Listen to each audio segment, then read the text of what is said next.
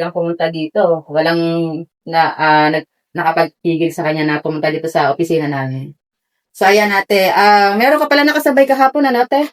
Yes po. Anyari doon? Pinauwi po. Oo. So, ayan mga kainday, meron po siyang kasabay kahapon, isa, kaso pinauwi. Kasi upon screening, upon interview, hindi po pa pwede.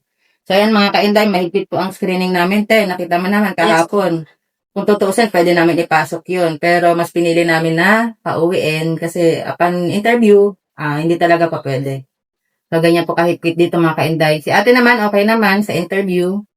Screening din, okay naman. So, ayan natin, na-interview ka ng employer mo kahapon, ano? Yes po, ma'am. Oo. Ano naman ang magiging trabaho mo daw doon? Ano po, tagaluto po ako at saka tutulong sa mga kasama ko po. So, ayan ate, maid ka doon te, pero ikaw nakatoka ka sa pagluluto. May kasama ka rin doon. So, gawain ng maid, marami kayong magtutulungan. Yes. Ha? So, magaan na ang trabaho. Pero ang sahod, nakita mo naman. Yes po. Sulit na sulit. Yan, te. Happy ka ba, te? Sana ko mong sahod? Yes Masaya ka po, pa? ma'am.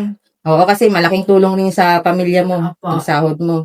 Andiyan mo, 2 weeks, sa sahod ka, di ba? Yes po, ma'am. So, ayan, ate. Ngayon, ipapasundo ka na ni ma'am kahit maulan. Go tayo. So, ayan, ready ka na ba, te, na makapunta sa ama mo? Yes po, ma'am. Ready So, ayan. po. Taga Mindanao ka pala, ano, te? Opo. O, sige na, batiin mo dun sa Mindanao, mga pamilya mo. May Sasalita. magdira sa kuan, sa Dumalinaw. Ngay, trabaho na ko. Si mama mo yon? Hindi yung kapatid ko. Si mama mo, batiin mo. Ba, ay nagkabalang ka, mga bayad ako sa utang. Tapos si darling mo, huwag mong kalimutan. Wag na mo. So, stay put ka lang dyan at magtatrabaho lang si mama. Yes po. Yan yung anak mo rin, batiin mo. Oste, magkatrabaho na ko. Tapos yung pinsan mo na tinirhan mo sa Taguig. Yung pinsan ko, shout out. May trabaho na ako. May trabaho na ako. So, ayan mga kainday. Yung isa dun tayo na mga kasama mo, dito rin galing ha. Yes. Tapos na rin ang kontrata kasi ayoko masira kay ma'am ha. Kasi yung nakuha niya dito, okay naman din. So, ayan. Ano natin yung sahod niya mga kainday, i-reveal. Magkano sahod mo te? 15,000 po. Wow! 15K starting mga kainday. O, di ba? May isa pang 15K doon. May isa pang 15K din doon mga kainday. Kasama niya po.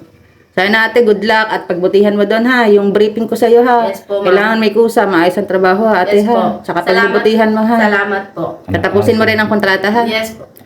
Oo. Ano namang masasabi mo te sa agency namin? Legit na legit. One day process. Ang One bilis. day process lang po.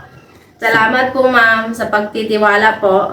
Thank you rin te. Basta palitan mo lang yun ng tapusin mo yung kontrata mo at pagbutihan mo sa trabaho. Yes po. So ayan ate. Mapapost pala ulit to te ha. Yung video mo sa okay lang. Facebook namin ha. Okay. Sa YouTube. Tsaka sa YouTube namin. Yes.